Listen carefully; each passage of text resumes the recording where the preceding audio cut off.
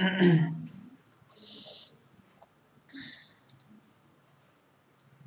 everyone, welcome to the mathematics class by AK Mr. Guys. Today I am going to discuss about the very important session, guys.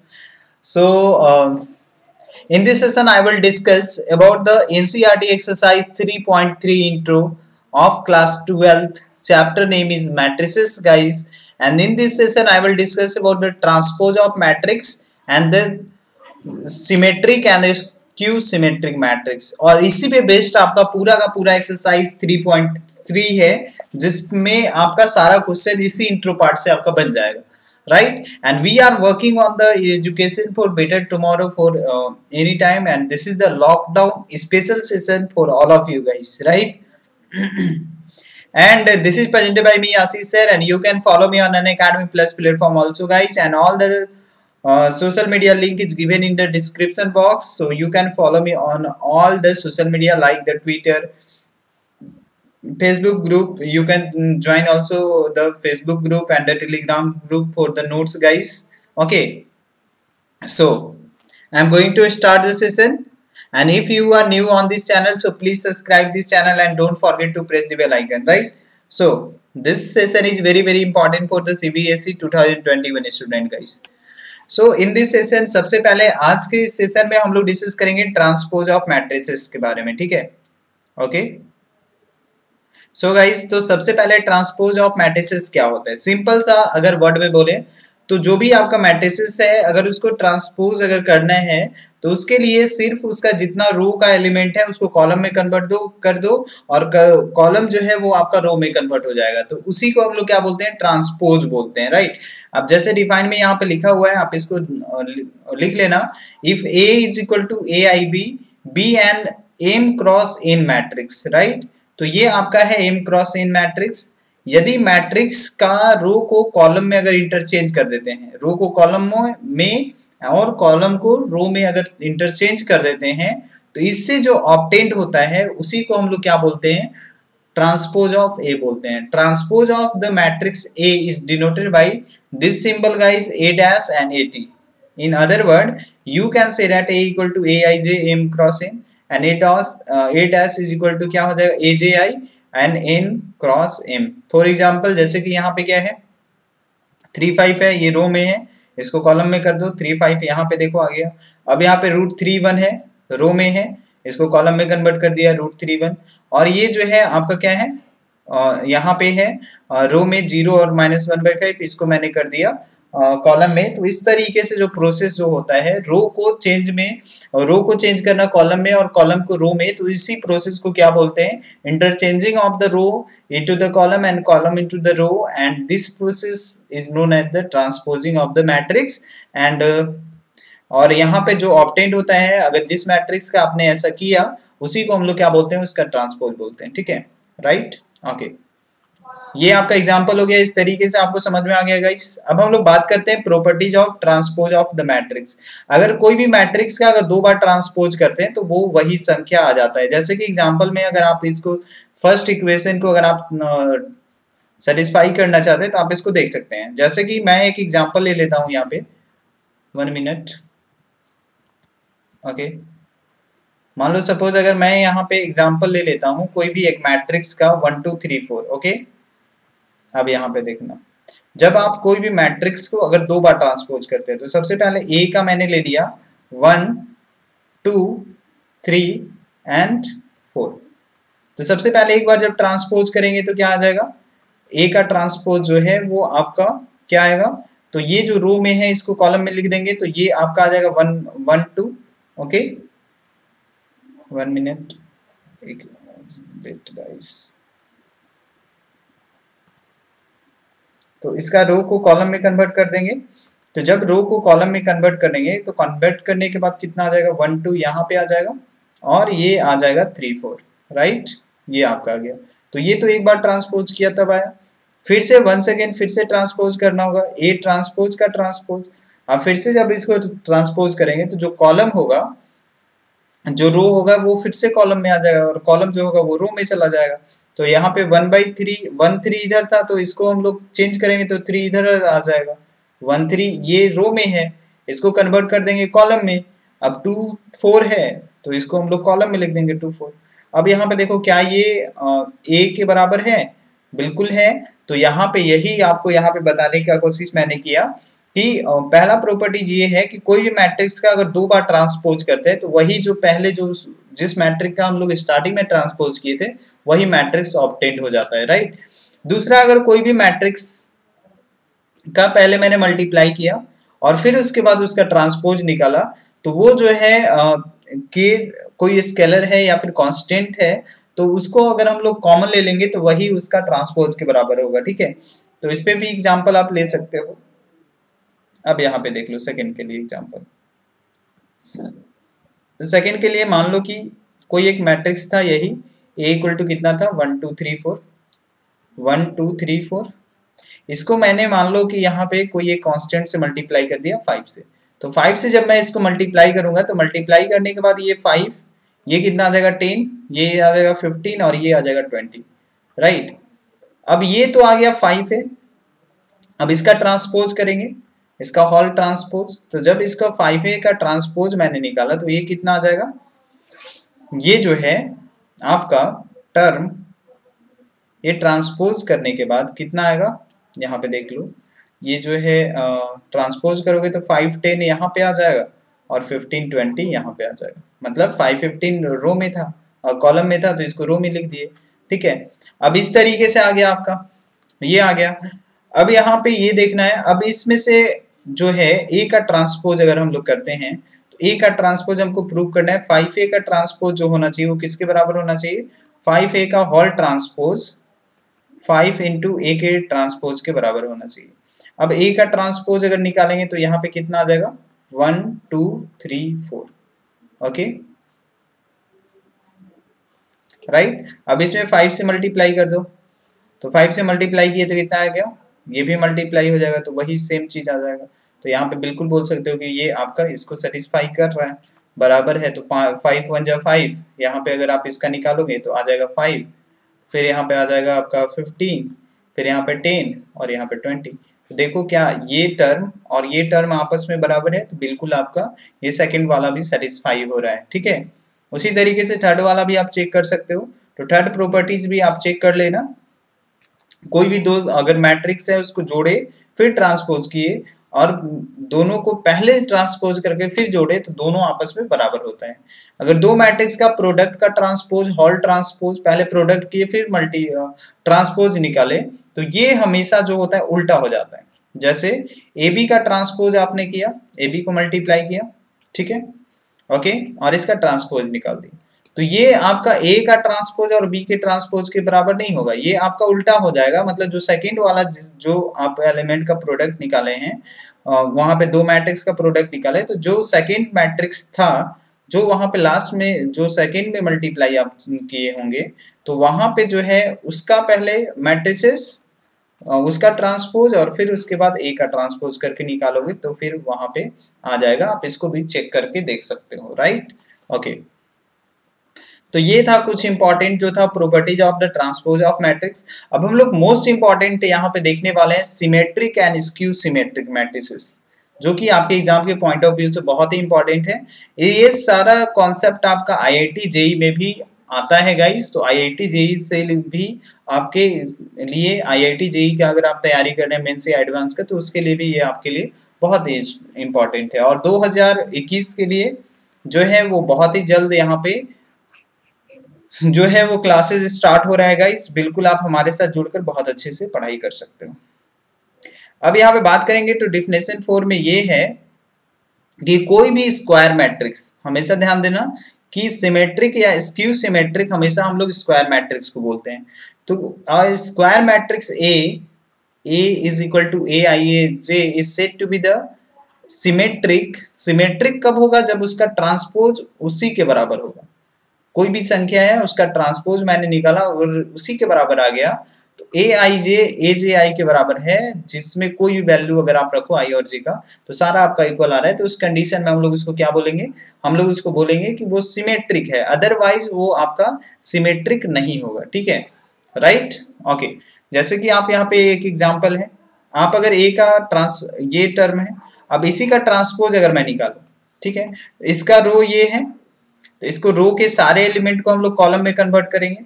अब यहाँ पे देखो, अगर मैं इसके सारे एलिमेंट को कॉलम में कन्वर्ट करना स्टार्ट करता हूँ तो क्या हो जाएगा, यहाँ पे √3 2 3, फिर इसके बाद इसके एलिमेंट को लिखूंगा, ठीक है, तो ये कितना आ गया 2 -1.5 और फिर यहाँ पे आ जाएगा -1। ओके, समझ में आ रहा है गाइस? ओके, अब इसके बाद थर्ड में अगर हम लोग बात करें तो यहाँ पे आ जाएगा आपका 3 -1 और 1, 3 -1 और 1।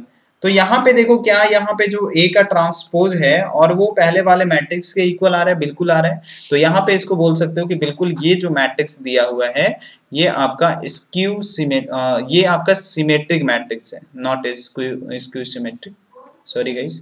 तो ये आपका होगा सिमेट्रिक मैट्रिक्स होगा, राइट? ओके, इतना समझ में आ गया। मतलब अगर उसका ट्रांसपोज निकालने के बाद वही मैट्रिक्स आ जाता है, ट्रांसपोज निकालने के बाद भी पहले वाले मैट्रिक्स में कोई चेंजेस नहीं होता है, तो उसको हम लोग क्या बोलते हैं, उसको बोलते हैं सिमेट्रिक मैट्रिक्सेस, ठीक है। अब इसके बाद दूसरा में अगर हम लोग बात करें तो ये है स्क्यू सिमेट्रिक मैट्रिक्स। मतलब अगर वहां पे अगर उसका ट्रांसपोज निकालोगे तो उस कंडीशन में उसका वो निगेटिव के बराबर होगा, मतलब वहां पे माइनस हो जाएगा, ठीक है। अब यहाँ पे देख लो, जैसे कि एग्जाम्पल में देख लो, यहाँ पे ये टर्म आपका दिया हुआ है, ठीक है। अब यहाँ पे अगर तुम कॉमन लेते हो, अगर इसको ट्रांसपोज निकालते हो बी का ट्रांसपोज, तो बी का ट्रांसपोज निकालेंगे तो कितना आ जाएगा। अब इसका रो को इसके कॉलम में लिखेंगे, ठीक है, तो 0 EF ऐसे आ जाएगा। फिर इसके बाद EOG तो -EOG, ठीक है। फिर इसके बाद क्या आ जाएगा, फिर तीसरा आ गया, दूसरा का मैंने लिख लिया, फिर तीसरा का लिखूंगा -F -G0, तो -F -G और ये आपका आ गया 0। अब यहाँ पे देखो कि यहाँ पे इसमें और इसमें क्या अंतर है, इसमें और इसमें जहाँ पे प्लस था, यहाँ पे माइनस था जिसमें बी में, वो यहाँ पे क्या आ रहा है, प्लस आ रहा है, और जहाँ पे प्लस था वहां पे माइनस आ जा रहा है। तो अगर मैं चाहूँ तो -1 यहाँ पे कॉमन ले सकता हूँ, तो -1 अगर कॉमन लूंगा तो टोटल -1 कॉमन लेने के बाद b dash is equal to minus common ले लिया, तो -1 कॉमन लिया तो ये सारा चीज क्या आ जाएगा, -EF -E -F 0 -G 0 G, right, ये आ गया। अब देखो कि क्या यही टर्म आपका b था, बिल्कुल b था। तो आप यहाँ पे सिंपली बोल सकते हो कि ये, इसी को मैं क्या लिख सकता हूँ, इसको मैं b लिख सकता हूँ, तो ये आ गया आपका -b। तो जब कभी भी यहाँ पे जो मैंने एग्जांपल लिया उससे मैंने ये बताने का कोशिश किया कि कोई भी मैट्रिक्स का ट्रांसपोज, जिस मैट्रिक्स का आप ट्रांसपोज निकाले हैं उसी के निगेटिव के बराबर आ रहा है, तो उसको हम लोग क्या बोलेंगे, उसको हम लोग यही बोलेंगे, उसको हम लोग क्या बोलेंगे गाइस, कि वो जो है स्क्यू सिमेट्रिक है। ओके, राइट, ओके गाइस, वो आपका क्या है, स्क्यू सिमेट्रिक है। अब इसके बाद first theorem and most important theorem आपको पढ़ना है, जिसमें इसी पे बेस्ड आपका क्वेश्चन जो है एक्सरसाइज 3.3 है उसमें हम लोग डिस्कस करेंगे।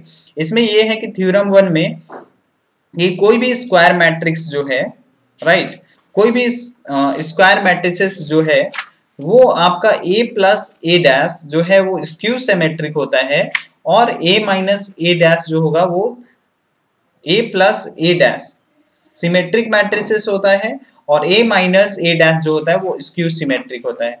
अब आप इसको, आपको जो है यहाँ पे प्रूव करना है, तो this is the very simple guys. आप यहाँ पे चलो इसका सॉल्यूशन हम लोग देख लेते हैं किस तरीके से हम लोग इसको प्रूव करेंगे, ठीक है। चलो मैंने मान लिया कि कोई एक हमारे पास मैट्रिसेस है C, ठीक है, C को मैंने मान लिया कि A प्लस A डैश है, ठीक है, A प्लस A डैश को डिनोट कर रहे हैं।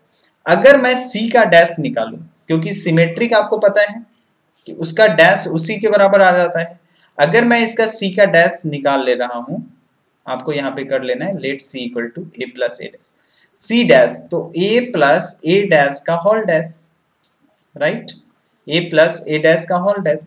अब दोनों का यहाँ पे ब्रैकेट जब मैं ओपन करूंगा तो क्या मैं लिख सकता हूँ यहाँ पे, C dash is equal to A का ट्रांसपोज प्लस A डैश इसका होल डैश।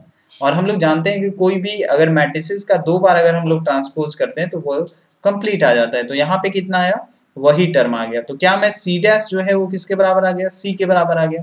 तो बिल्कुल आप यहाँ पे बोल सकते हो कि सी जो है मतलब यहाँ पे c equal to A plus A dash क्या बता रहा है, A dash is a symmetric matrix. क्यों सिमेट्रिक हुआ, क्योंकि उसका मैंने ट्रांसपोज निकाला तो वही आ गया सिमेट्रिक मैट्रिक्स, राइट। इतना समझ में आ गया तो कमेंट सेक्शन में यस लिख देना, वीडियो को शेयर जरूर कर देना मैक्सिमम बच्चों तक। अब इसके बाद उसी तरीके से सिमिलरली हम लोग क्या करेंगे, दूसरे को मान लेंगे। अब दूसरे को मैंने मान लिया b और b को मैंने ले लिया a माइनस ए डैश, ठीक है। अब इसका b का डैश अगर हम लोग निकालते हैं तो यहाँ पे माइनस बी आएगा तब स्क्यू सिमेट्रिक बोलेंगे। अब यहाँ पे b का डैश मतलब b किसके बराबर है, a माइनस ए के बराबर है, तो इसको मैंने मान लिया कि लेट b इक्वल टू ये है, then b dash equal to कितना हो जाएगा, a माइनस ए डैश का होल डैश। अब यहाँ पे क्या मैं लिख सकता हूँ, इसको लिखूंगा मैं a और ये जो होगा माइनस में a डबल डैश, डबल दो बार ट्रांसपोज किसी मैट्रिक्स का क्या होता है उसी मैट्रिसेस के बराबर हो जाता है। तो a डैश आ गया यहाँ पे माइनस मतलब a आ गया। अब देखो कि इसमें और इसमें क्या अंतर है, -1, तो -1 कॉमन ले सकते हैं, तो माइनस जब 1 कॉमन ले लेंगे तो ये कितना आ जाएगा, a माइनस ए डैश। अब यहाँ पे a माइनस ए डैश को मैं क्या लिख सकता हूँ, a माइनस ए डैश को मैं यहाँ पे लिख सकता हूँ b, ठीक है। तो यहाँ पे b डैश इक्वल टू कितना आ गया, -b।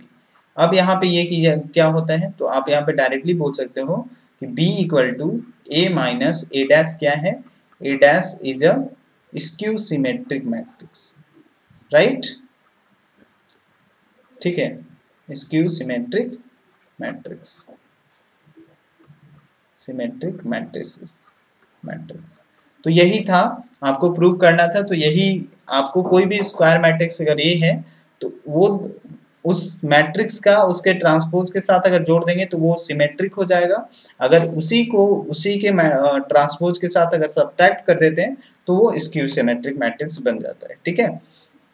लास्ट जो है सेकेंड थ्योरम ये है आपके लिए कि कोई भी स्क्वायर मैट्रिक्स है तो उसको हम लोग किस चीज में डिनोट कर सकते हैं, sum of the symmetric and sum of the skew symmetric, मतलब उसको स्क्यू सिमेट्रिक एंड सिमेट्रिक का सम में डिनोट कर सकते हैं। तो ये तो बहुत ही सिंपल है गाइस। चलो मैंने मान लिया कि कोई एक मैट्रिसेस है हमारे पास A, मैंने क्या ले लिया, यहाँ पे आप इसका सॉल्यूशन देख लो किस तरीके से हम लोग इसको प्रूव करेंगे। अब यहाँ पे देखो मैंने मान लिया कि let A B the matrix. अब यहाँ पे A क्या है, मैट्रिक्स है। अब A को क्या मैं अगर चाहूं तो क्या लिख सकता हूं, A को मैं half A plus half A, कोई दिक्कत नहीं है। अब यहाँ पे देखो half A plus half A मैंने क्यों लिखा, क्योंकि सिमेट्रिक के लिए हमारे पास क्या चाहिए, हमारे पास होना चाहिए A plus A dash, first जो थ्योरम था उसी से, और स्क्यू सिमेट्रिक के लिए क्या होना चाहिए, a माइनस ए डैश। अगर हम लोग यहाँ पे दो टर्म ले लें तो a प्लस ए को दो पार्ट में मैंने बदल दिया, तो क्या मैं एक ए को हाफ ए प्लस हाफ ए लिख सकता हूँ, कोई दिक्कत नहीं है।